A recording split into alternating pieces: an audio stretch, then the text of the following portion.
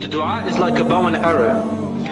The more you stretch the bow, the further the arrow is going to reach and penetrate. Isn't that right? If you make your dua sincerely from the depth of your heart, meaning it and believing that Allah will respond. There are some people when they make dua, sometimes you really mean it. I can't explain it, but sometimes you feel like your heart's pounding heavily and you really need Allah. You're really asking Allah subhanahu wa ta'ala, especially in the middle of the night when you wake up by yourself, voluntarily.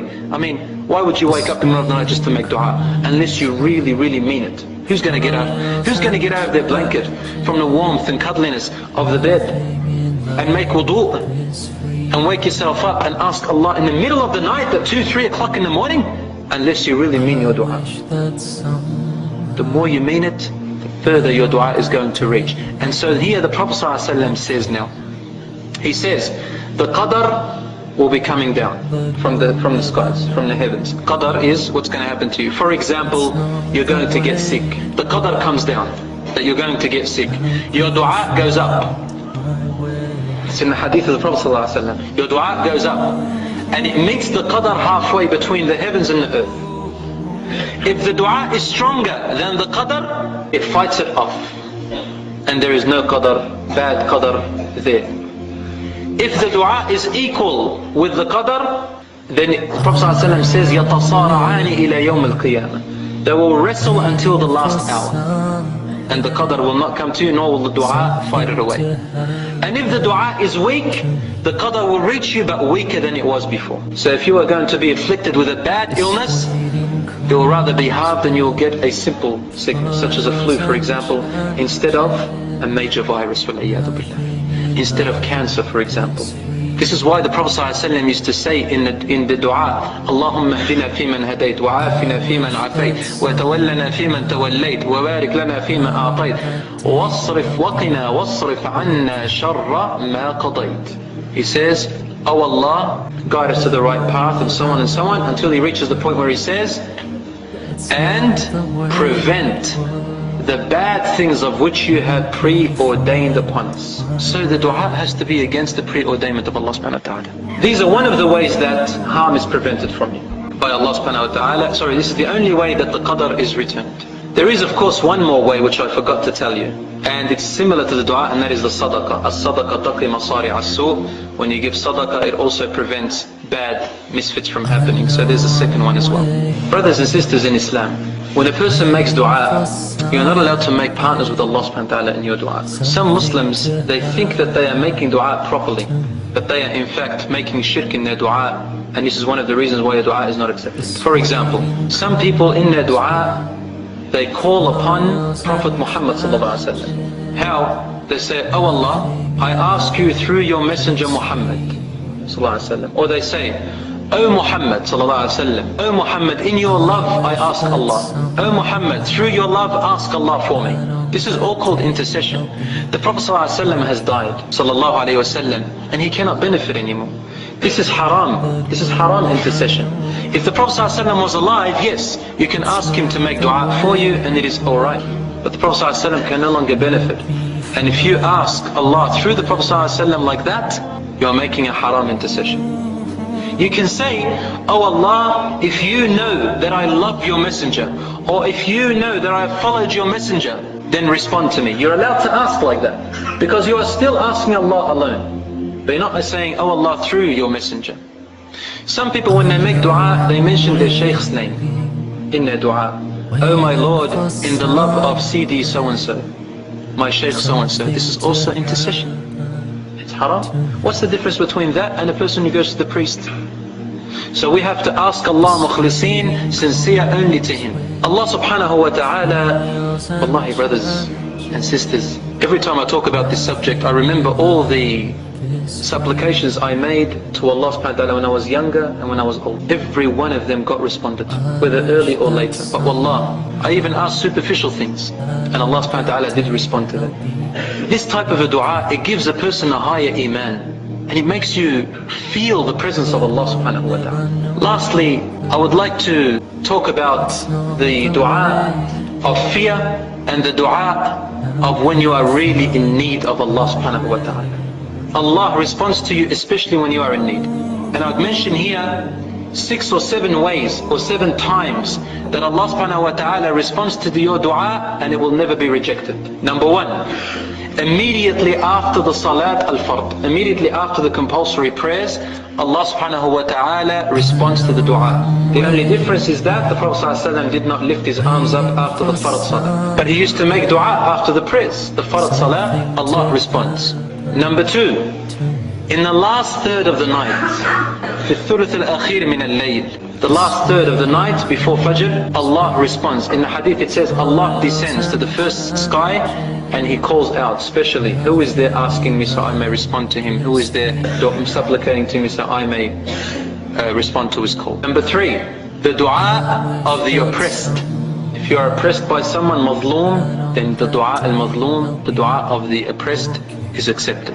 Someone wronged you and they did a dua against you. Someone wronged you and you did it. If you wronged someone and they did a dua against you, you're in big trouble. There is an hour during a Friday in which the dua is also accepted.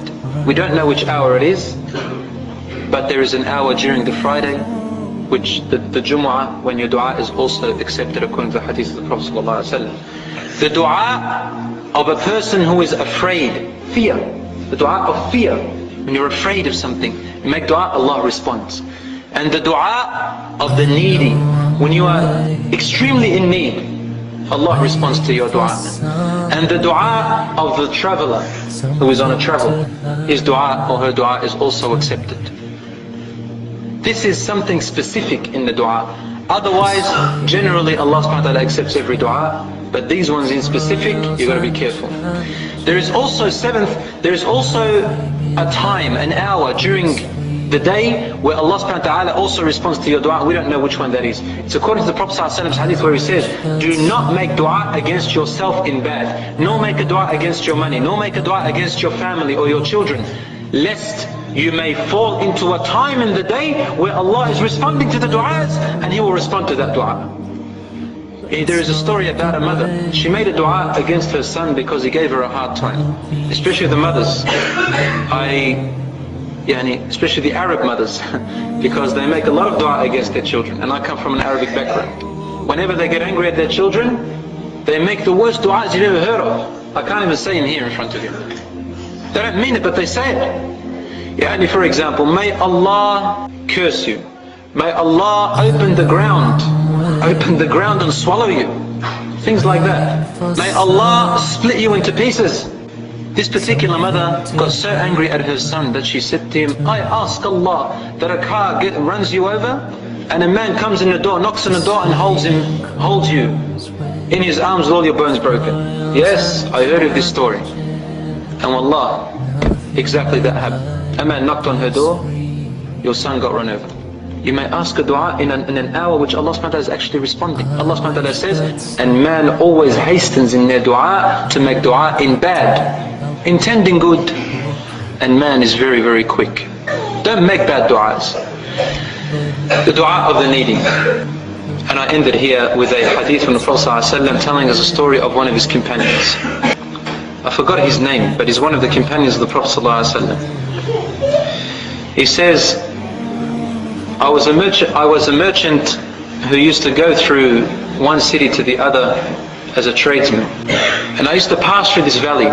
One day I passed through the valley holding my merchandise on top of my camel, when suddenly a thief stops me in the middle of the valley, alone. There's no one around me. He puts the sword to my neck and he says, I am going to kill you and take your merchandise. The companion said to him, please take everything, but spare my life. And the thief said to him, no, I'm going to take your merchandise and I'm going to kill you. When the companion found that the thief was insisting on killing him, he said to him, okay, you can kill me and take my merchandise, but please allow me to do one thing. And then after that you can kill me. He said, do whatever you like, but then I'm going to wait for you and kill you. He said, allow me to pray 2 rak'ah. Subhanallah. The thief made a mistake by letting him pray 2 rak'ah. So he prayed the 2 rak'ah. He prayed the first rak'ah and then he prayed the second rak'ah. And in his sujood, because the Prophet ﷺ says, you are the closest to Allah when you are in your prostration, in your sujood. So ask Allah for the things you want in your sujood. In his sujood, he said a long dua. I'm not going to say the whole dua for you, but I'll say parts of it.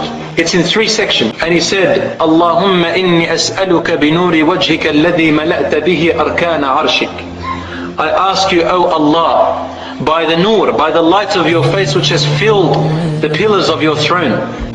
And then he began to ask him by all his names, and by his wonderful character, by his wonderful attributes. And finally he said, O the one who responds to the dua of the one in need, Ya mujib al-muttarri idha da'an. O the one who responds to the one who really needs him. He says, save me from this thief. Khalisni min hadha al-liss. Save me from this thief. And then he said 3 times, Ya mughithu aghithni, Ya mughithu aghithni, Ya mughithu aghithni. Oh the one who saves, save me. Oh the one who saves, save me. Oh the one who saves, save me.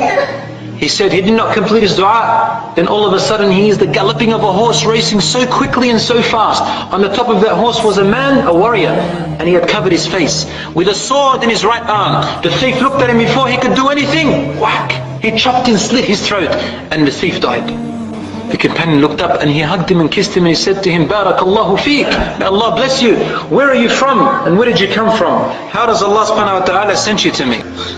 He said, I am a malak, I am an angel, min as-sama' al-rabi'a, from the 4th sky. Da'awta bi du'a'ika al-awwal. You asked Allah in the first part of your dua, and we heard you. Then you asked with the second part of your dua, and the sky shook. Then you asked in the third part of your dua, and we raced to Allah. So I raced and beat the other angels to Allah subhanahu wa ta'ala and said, Ya Rabb, send me to save him. And so Allah allowed me.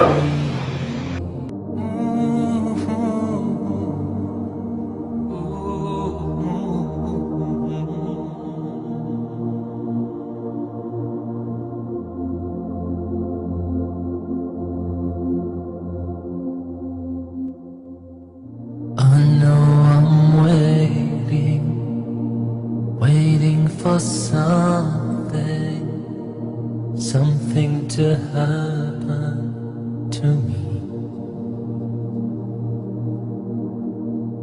But this waiting comes with trials and challenges. Nothing in life is free.